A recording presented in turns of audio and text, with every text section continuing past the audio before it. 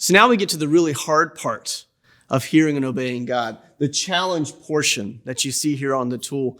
Moving past just hearing what God has said to me to actually putting it into practice, really experiencing what it means to be a disciple of Jesus. And that first step is to take the next step. Like once I have discerned what it is that God is saying to me, and I see that clearly, I've sought counsel from godly people, I've gone to God's word and it's made it clear, I need to make a plan to take a step of action.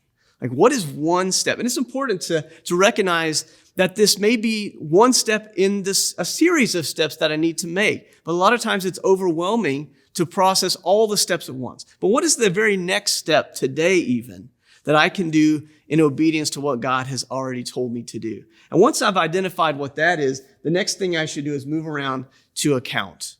I need to have support in obeying what God has called me to do. Again, maybe it's going back to one of the people I talked to and discerning and saying, hey, I think this is the course of action I need to take. Would you pray for me in this? Would you agree to hold me accountable in a loving way to do the thing that I'm saying that I want to do in obedience to God? Would you ask me about it? Or maybe would you just walk with me in it as I do it? That's great for me to have help and support and encouragement along the way as I'm trying to obey. And then once I've set up that accountability, I'm moving to that last step, which is to act. Actually picking up that foot and taking that step and putting into play and seeing how God blesses as I am being obedient to do the things that I believe that He is calling me to do.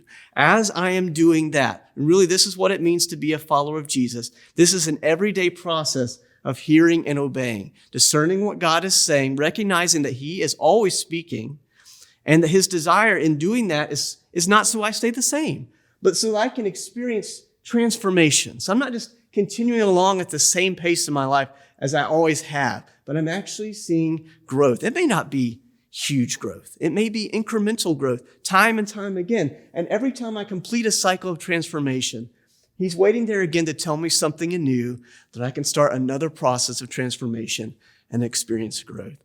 So again, the question is not, is God speaking? He definitely is. The question that we're trying to answer and make a plan to experience is that He is talking. He wants me to hear what He is saying, and He invites me through people and through His word to listen and respond. But He challenges me to take those steps of obedience and experience the transformation that He offers as a disciple of Jesus Christ.